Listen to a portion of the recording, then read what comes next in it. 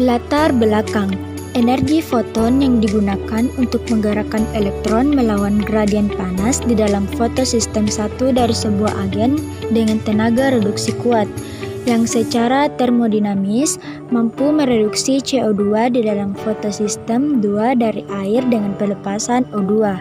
Jika sebuah molekul pigmen menyerap sebuah foton masuk ke dalam sebuah keadaan tereksitasi, karena satu elektronnya pada keadaan dasar pindah ke orbit. Terkait dengan hal itu, maka kami dari kelompok 7 akan melakukan sebuah praktikum pengaruh intensitas cahaya merah dan biru terhadap pertumbuhan dan perkembangan biji kacang hijau. Rumusan masalah. 1. Apakah cahaya berintensitas merah dan biru dapat mempengaruhi pertumbuhan dan perkembangan tanaman biji kacang hijau? 2. Bagaimana pengaruhnya terhadap tumbuhan biji kacang hijau? Tujuan dan manfaat penelitian. Sesuai dengan rumusan masalah, tujuan penelitian ini adalah untuk mengetahui pengaruh intensitas cahaya merah dan biru terhadap pertumbuhan dan perkembangan tanaman biji kacang hijau. Manfaat penelitian ini yaitu menambah wawasan mengenai pengaruh suatu intensitas cahaya atau gelombang cahaya terhadap pertumbuhan biji kacang hijau. Tinjauan pustaka. Cahaya merupakan kebutuhan utama bagi tumbuhan untuk menjalankan fungsinya dalam proses fotosintesis. Cahaya matahari berasal dari cahaya putih yang diuraikan menjadi bagian-bagian warna karena panjang gelombang cahaya yang berbeda-beda untuk setiap warna. Warna-warna tersebut adalah merah, jingga, kuning, hijau, biru, nila, dan ungu. Pada umumnya, cahaya yang diperlukan oleh setiap jenis tanaman berbeda-beda tergantung pada sifat fisiologi dan morfologi tanaman tersebut.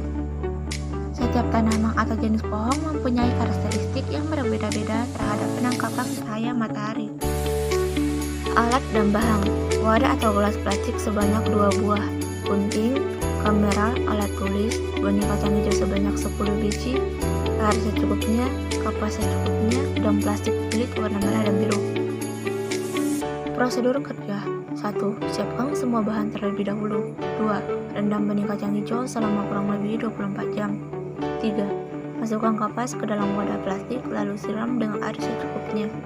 4. Lalu letakkan biji kacang hijau di dalam wadah plastik yang berisi kapas basah. Letakkan 5 biji di masing-masing wadah. 5.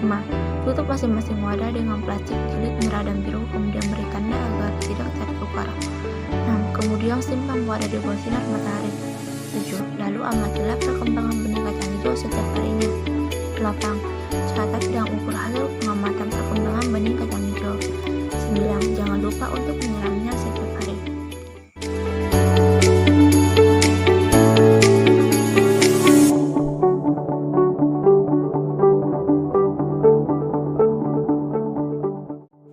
Pembahasan. Berdasarkan perlakuan yang telah dilakukan di atas, pemberian spektrum cahaya warna merah merupakan perlakuan yang paling efektif terhadap pertumbuhan dan perkembangan tanaman kacang hijau. Pada tanaman yang diberi cahaya warna merah, tanaman tersebut memiliki batang yang paling kokoh jika dibandingkan dengan tanaman yang diberi warna biru. Batangnya agak tegak, tidak pucat, dan daunnya sangat hijau karena pigmen klorofil menyerap lebih banyak cahaya terlihat pada warna biru 400 sampai 450 nanometer dan merah 650 sampai 700 nanometer. Kesimpulan, berdasarkan uraian jurnal yang telah dipaparkan di atas dan dari hasil penelitian yang telah kami lakukan, maka dapat diambil beberapa kesimpulan, yaitu A. Ada pengaruh pemberian spektrum cahaya warna merah dan biru terhadap pertumbuhan tanaman kacang hijau. B. Terdapat perbedaan tinggi batang, diameter batang, dan warna daun terhadap pemberian spektrum warna pada masing-masing perlakuan. C. Berdasarkan hasil penelitian yang telah dilakukan, spektrum cahaya warna merah adalah yang paling efektif terhadap pertumbuhan tanaman kacang hijau. Saran, dalam melakukan pengukuran terhadap tanaman biji kacang hijau, diperlukan ketelitian agar data hasil pengamatan lebih akurat, yaitu dengan menggunakan alat pengukuran yang sama dan waktu pelaksanaan pengukuran terjadi dengan baik. Selain itu, sebelum melakukan percobaan, hendaknya periksalah dulu bibit atau biji kacang hijau yang akan digunakan agar mengurangi risiko tanaman yang tidak tumbuh.